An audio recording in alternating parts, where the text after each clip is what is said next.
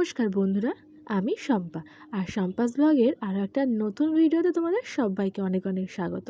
আর আজকে আমি তোমাদের সঙ্গে শেয়ার করব কিন্তু রবিবারের লাঞ্চে কীভাবে আমি লাল লাল ঝাল ঝাল চিকেন কষা বানাই, সেটাই তোমাদের সঙ্গে শেয়ার করি। চলো দেখো, আদা রসুনের পেস্ট, তেল, নুন আর হলুদ সব কিছু দিয়ে একটু ম্যারিনেট করে রেখেছিলাম ওই 10-15 মিনিটের জন্য।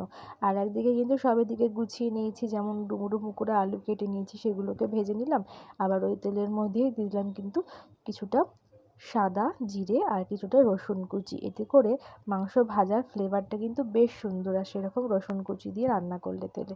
আর তারপরে কিন্তু দিয়ে দিলাম বেশ কিছুটা চিকেন, মানে যে চিকেনটা আমি ম্যারিনেট করে রেখেছিলাম সেই চিকেনটা।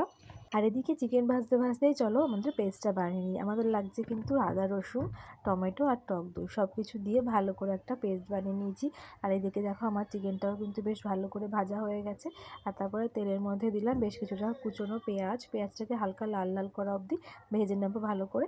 আর তারপরে দিয়ে দেবো এর মধ্যে কিন্তু ওই পেস্টটা, মানে টমেটো, আদা রসুন আর দই যে গুটিয়ে রেখেছিলাম সেই পেস্টটা। তো সেটাকেও দিয়ে দিলাম। তো ভালো করে এবার সব কিছু ভালো করে কষিয়ে নেবো যতক্ষণ না মশলা দিয়ে তেল ছাড়ছে।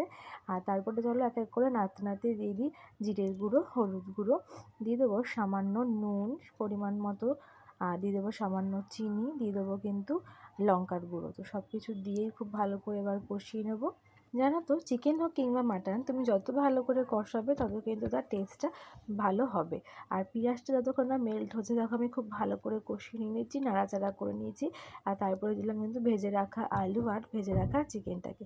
সব কিছু দিয়ে আবারও দিয়ে দিলাম 1 কাপ মতো জল। এবার খুব ভালো করে কষাবো যতক্ষণ না মশলা থেকে তেল ছাড়ছে আর আমাদের আলু আর চিকেন সব কিছুই মোটামুটি সেদ্ধ হয়ে আসছে। তো দেখো কষাতে কষাতে প্রায় 15 থেকে 20 মিনিট কিন্তু আমি কষিয়ে নিয়েছি। অনেকটা তেলও কিন্তু ছেড়ে গেছে মাংস থেকে।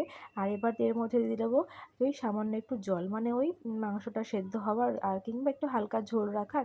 তো সেরকম একটু জল দিয়ে দেবো ওই 1/2 কাপ মতো, দিয়ে কিন্তু আবারও খুব ভালো করে ফুটিয়ে নেব। তোমরা যদি একদমই কষা কষা মাংস খেতে চাও তাহলে কিন্তু এর মধ্যে আর জলটা দেওয়ার প্রয়োজন নেই। কিন্তু আমাদের ঘরে তো একটু সামান্য ঝোল লাগেই, নাহলে কিন্তু বেশ চিৎকার চেঁচামেচি আরম্ভ হয়ে যায়, সেজন্য আমি জলটা দিয়েছি। আর নামানোর আগে ঘি, গরম মশলা আর লেবুর রস টিপড়ে নামিয়ে দিলে কিন্তু রেডি রবিবারের একদম জমজমাট চিকেন কষা। আর সঙ্গে রেখেছিলাম ফ্রাইড রাইস। কেমন লাগলো অবশ্যই জানিও। টাটা।